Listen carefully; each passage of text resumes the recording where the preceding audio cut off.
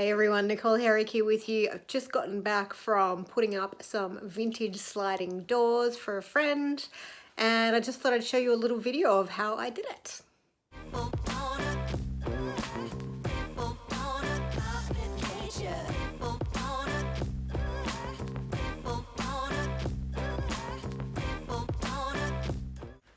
So my friend bought these doors secondhand and she went to pick them up, but she realized that she couldn't actually fit the pelmet length into her car. So the guy actually cut it directly down the center for her. I was a little bit horrified at first when I heard this, but then I realized that she needed the whole pelmet shortened anyway, and rather than cutting at the corners, I was just going to continue to trim a little bit more off either side so that it would fit perfectly.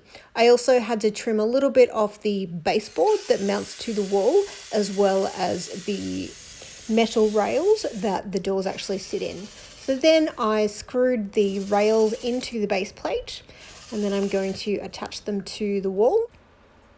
And this is Hollie's husband, Matt, giving me a little hand there. Thank you, Matt. Much appreciated. So on the left-hand side of these, there was stud work that I could actually screw directly into and it would be nice and secure.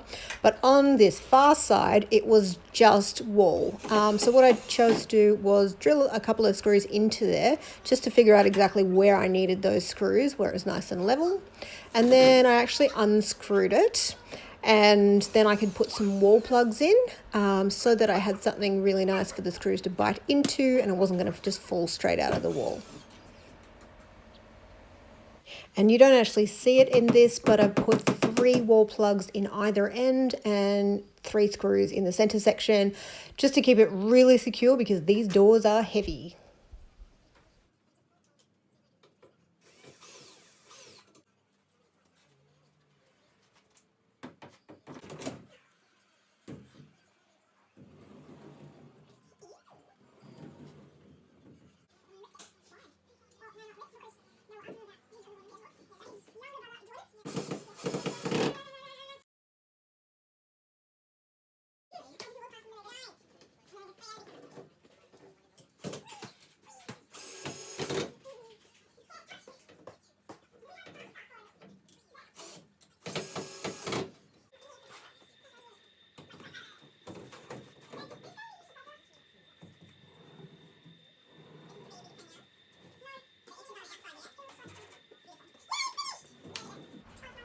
Right here I'm attaching the end stoppers so that the doors can't just slide all the way off the end. You have one on either end and then there's also one that goes in the middle.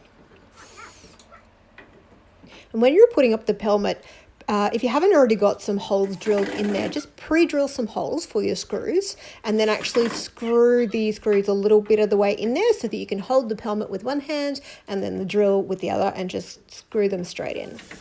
Now the only part you don't see in this video is adding some white wood filler to the center section of the pelmet just to hide that, and then Hollie is just going to give it a sand after that and then paint it up to a nice fresh white to match her walls and it will be completely done.